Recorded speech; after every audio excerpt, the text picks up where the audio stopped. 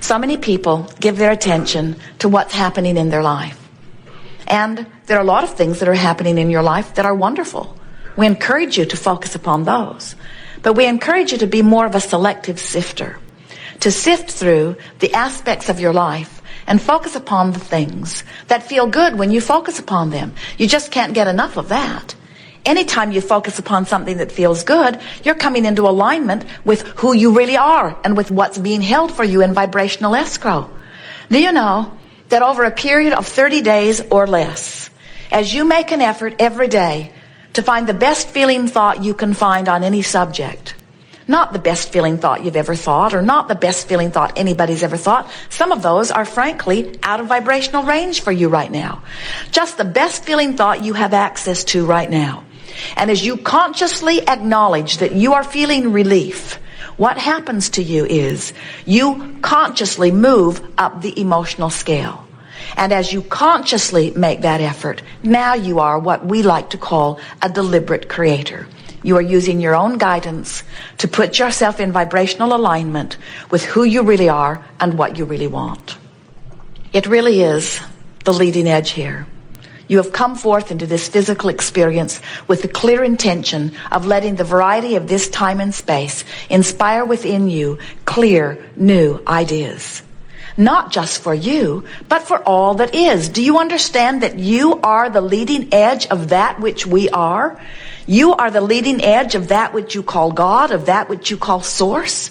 That's why God or Source, whatever name you want to give it, revels in delight with the new ideas that are born within you. We'll say this to you several times here today because it is the most significant new awareness that we are achieving in these Art of Allowing workshops. When your environment produces within you a new desire, you must get up to speed with the new desire in order to experience your fullness and your joy. You just can't let your experience give birth to a new idea and keep beating the same old drum and not let yourself go to the new place. You cannot take your desires back. You can't draw back from the leading edge. You can't draw back from what your experience has created, because it's not just created for you, it's created for all that is. So all that is benefiting by your leading edge, chewing on the data.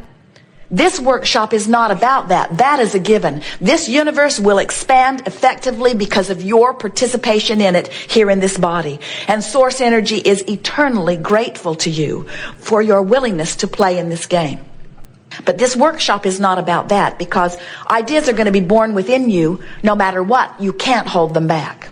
And Source is going to get into sync with those ideas that are born within you. You can't hold Source back, but you can hold you back. And when you do, you feel negative emotion. You cannot be up to speed with all that you are and all that you are becoming, but you'll feel negative emotion. Your guidance system is letting you know. Jerry and Esther, as they travel from Phoenix to San Diego, they do it quite often. Over the years, they've done it many, many times. They love to be in San Diego. And it's a 400-mile trip. They know the way. The journey is so understandable to them that they never worry at all. They don't get to the halfway point of Yuma and freak out because they're not in San Diego and get all disoriented and turn around and go back to Phoenix. It's really clear. They know they've got to go west, and they know about how long it will take, and they don't worry about it. They just keep going, and they always get there.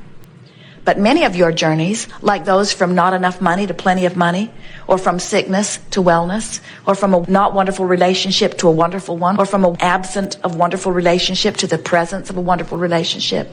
There are many journeys that you are upon that you don't know are quantifiable, like the journey from Phoenix to San Diego. And the reason you don't know they're quantifiable is because you're not utilizing the guidance system that is within you to let you know which way you're going. We see some of you. Your experience has brought you to a place of disease, maybe even to a frightening diagnosis.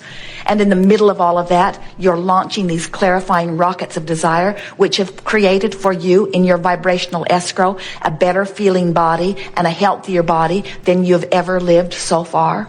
because this contrast has caused an amending of the desires, and so your potential physical bodily experience is dramatically improved by the sickness that you're living. You hearing this? But instead of becoming a vibrational match to this magnificent new wellness that has been produced by your experience here, most of you instead focus upon the diagnosis. Go back for another test. So you're hopeful at first, sometimes, depending on how dire the diagnosis is. So you start heading toward your wellness. And then you go in for another checkup. And the manifestation has not shown improvement yet. And then discouragement washes over you and you turn around and go back to Phoenix. So you go Phoenix, Yuma, Phoenix, Yuma, Phoenix, Yuma, Phoenix, Yuma, Phoenix, Yuma, Phoenix, Yuma, Phoenix, Yuma, and then you say, I've lost my way. And we say, it's because you're listening to something other than your own guidance. When you're listening to your own guidance, you cannot lose your way. Because your own guidance will always feel good when you're moving toward the wellness that you want, and it will always feel bad when you're moving away from the wellness that you want. That's why the diagnosis felt frightening. That feeling that you have is your indication that this thought that you've got activated right now is taking you in the opposite direction of what you want. It's your Magellan saying, when possible, make a legal U-turn. But what's happening to so many of you is you have learned through trial and error, as you've been banging around with other humans, you've listened to them who try to guide you. And there are so many opinions. Go this way, try this medicine. Go this way, try this, try this, try this, try this. And you get lost out there in the desert, where if you would just listen to the way you feel, and you would reach for the increasingly better feeling thought, you will find your way on your path. And in time you will discover something that we know so well, and that is, it's lots of fun on your way to where you want to be. And the reason that that is such an important thing for you to try to comprehend is because you're not ever going to get it done. There are always, always, always going to be more unfulfilled desires. There will ever be more in vibrational escrow that you are reaching toward. So if you're waiting until it's manifested before you feel good, you're going to have a long, long wait, because it can't manifest until you feel good. You say, well, things have manifested before, and we say, it's because you've lined up with it in some way.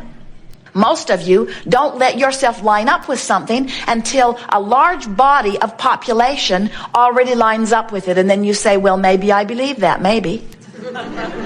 What we want you to understand is that everything that you see, everybody is experiencing truth. In other words, there are lots of truths you want to live, and there are lots of truths you don't want to live. So stop using whether it's true or not as the criteria of whether you should give your attention to it or not. Because there are true cancers that you don't want. There are true terrorisms that you don't want. There are true things that you do not want to live. The criteria that you must use is, how do I feel when I contemplate myself being smack dab in the middle of that? And if the idea of living that out strikes terror to your heart, if the idea of living that makes you feel sick to your stomach, if you are looking at something that makes you feel bad, you are moving toward something that you do not want. Systematically moving toward it. Now here, this is the most important thing to understand about vibration relative to manifestation. More than 99% of every creation is complete vibrationally before you begin to see manifestational evidence of it. Which means you can be well along your way, almost to San Diego, before you see San Diego. Is that hard to hear? In other words, you're on your way, you're on your way, you're on your way, you're on your way. You've completed a large amount of your journey before you see your destination. And that's true vibrationally with everything. More than 99% of your creation is complete vibrationally before you begin to see any manifestational evidence of it. So you could be well along your way to recovery from anything unwanted. And even though the manifestation is not there for the doctor to proclaim the cure has come to you, vibrationally you're there. And you can tell by the way you feel that you are. And if you can hang in there in that attitude of belief or knowing, it must come. So, since 99% of every creation is complete before you see any physical evidence of it, do you get it that out there in vibrational escrow is the culmination of all the thoughts that you've been thinking, and then there's the potential for wonderful things as well as the potential for not so wonderful things, all lurking there somewhere?